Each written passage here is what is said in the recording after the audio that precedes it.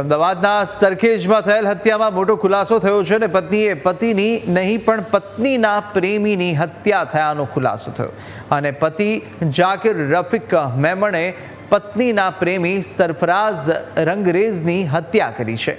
લાંબા સમયથી પત્ની અને આરોપી પતિ અલગ અલગ રહેતા હતા।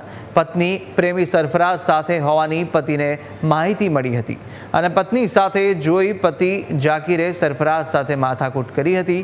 જાકીરે તીક્ષ્ણ હથિયારથી હુમલો કરી અને સરફરાઝને મોતને ઘાટ ઉતાર્યો છે।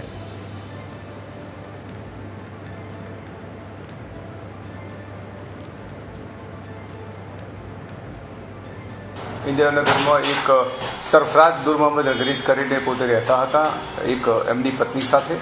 એમના પત્ની હતા એ કાયદેસરના લગ્ન નહોતા કરેલા, પરંતુ એમના પોતાની પત્ની સાથે છૂટાછેડા થયા એટલે છેલ્લા 7 માસથી તેઓ એમની સાથે રહેતા હતા। અને એ જે પત્ની છે એ જાકીર રફીક મેમન કરીને છે, એમના પત્ની હતા અને એમના છૂટાછેડા થયેલા નહોતા। એટલે ગઈકાલે રાત્રે 12 સાડા 12 વાગ્યાની આસપાસ જાકીર એમના આવ્યો, લોકો સૂતા હતા એટલે દરવાજો ખખડાવ્યો। દરવાજો ખોલીને જોયું તો જાકીર હતો, એને હાથમાં છરી હતી અને એણે ગાડાગાડી બોલાચાલી કરી એટલે જે મરણ જનાર છે સરફરાઝ એને ધક્કો માર્યો, પડી જતા એને છરીના ઘા કર્યા અને પછી એને લોહી વધારે નીકળી જવાથી એનું મોત થયેલ છે।